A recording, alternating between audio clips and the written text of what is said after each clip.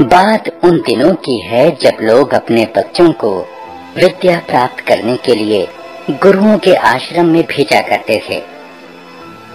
बालक वरदराज जब 5 वर्ष का हुआ तो उसके पिता ने भी उसे शिक्षा ग्रहण करने के लिए एक आश्रम में भेजा।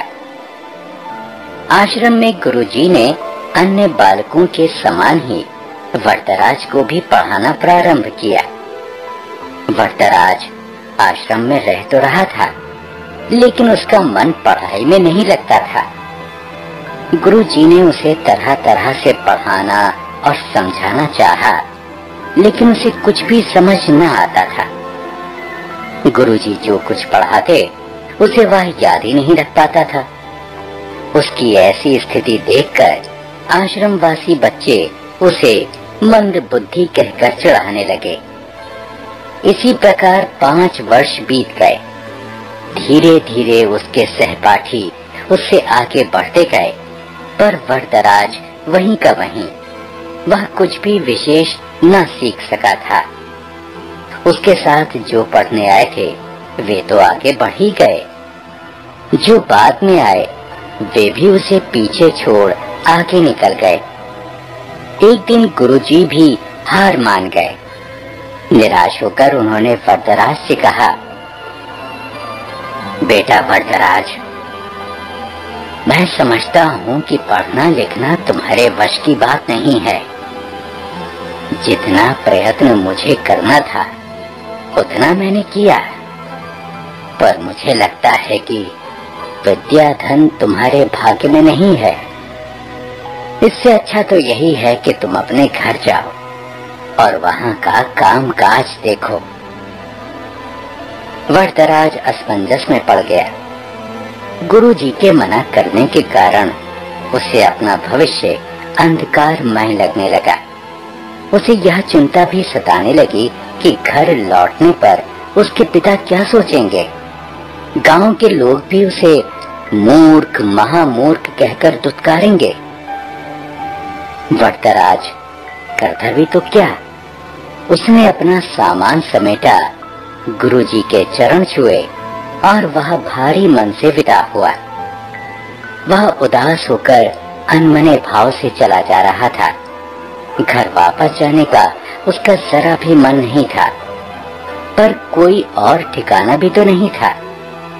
कहाँ जाए क्या है, उसकी समझ में कुछ भी नहीं आ रहा था। वह सवेरे चला था और अब दोपहर हो आई थी। रास्ते में खाने के लिए गुरुजी ने उसे थोड़ा सत्तू दिया था। उसे भूख प्यास भी लगाई थी।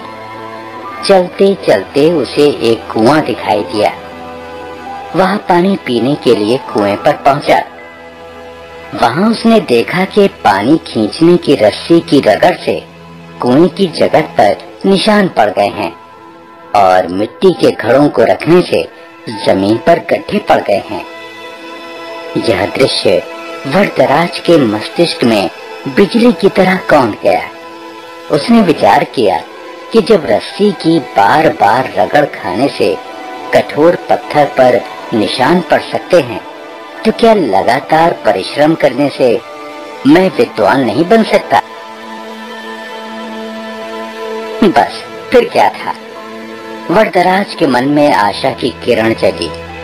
वह बुदबुदाने लगा, मैं भी लगातार परिश्रम करूंगा। अपने पाठों को मन लगाकर बार बार पढ़ूंगा और उन्हें याद करूंगा। फिर देखता हूँ कि मुझे विद्या कैसे नहीं आती। वरदराज ने कुएं पर हाथ मुड़ा और गहरी सांस लेकर आगे की ओर बढ़ा। अब वह सभी प्रकार की चिंताओं से मुक्त था। इतना कि उसे भूख प्यास की भी चिंता नहीं रही थी। वह तेज कदमों से चल रहा था। अब वह दूसरी ही तरह का वरदराज था। वह घर की ओर नहीं बल्कि आश्रम की ओर लौट चला था। सूर्यास्त होने को था। गुरुजी आश्रम की वाड़ा में टहल रहे थे। तभी उन्होंने वरदराज को आते हुए देखा। उन्हें लगा कि शायद आश्रम में कुछ छूट गया हो, जिसे लेने वह लौटा है। वरदराज ने गुरुजी के पास पहुंचकर उनके चरण स्पर्श किए। गुरुजी ने प्यार से पूछा, क्या बात है बेटा, क्या तुम्हारा कुछ सामान छूट गया जिसे लेने तुम्हें लौटना पड़ा? वरदराज नम्रता पूर्वक बोला, हाँ गुरुजी, मेरी विद्या यही छूट गई है जिसे इस बार मैं अवश्य लेकर जाऊंगा। अब मेरी आंखें खुल गई हैं। मैंने निश्चय किया है कि मैं पूरी लगन और परिश्रम से पढ़ूंगा। अब कभी आपको निराश होने का अवसर नहीं दूंगा। गुरुजी का दिल पसीज गया। उन्होंने वरदराज को गौर से देखा। उसकी आंखों में चमक थी। गुरुजी ने इतना भर ही कहा,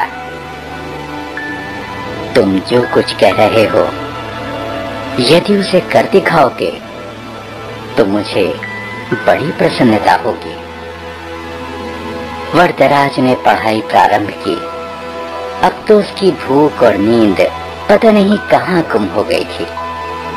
वह देर रात तक पढ़ता और कहता सबसे पहले उठ जाता। वह अपना एक क्षण भी व्यर्थ न गवाता। उसने दिन रात एक कर दिए। इसका प्रभाव यह हुआ कि जो पाठ याद करना उसे पहाड़ पर चढ़ने के समान कठिन लगता था, अब वही सरल लगने लगा था। गुरुजी और अन्य बालक वरदराज में आए। इस परिवर्तन को देख आश्चर्यचकित रह गए। अब वरदराज की गिनती प्रतिभावान बच्चों में होने लगी।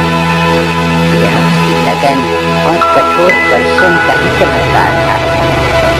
जानते हो, यही वरदराज आगे चलकर संस्कृत के महान विद्वान बने। संस्कृत के सबसे बड़े विद्वान पाणिनि के बाद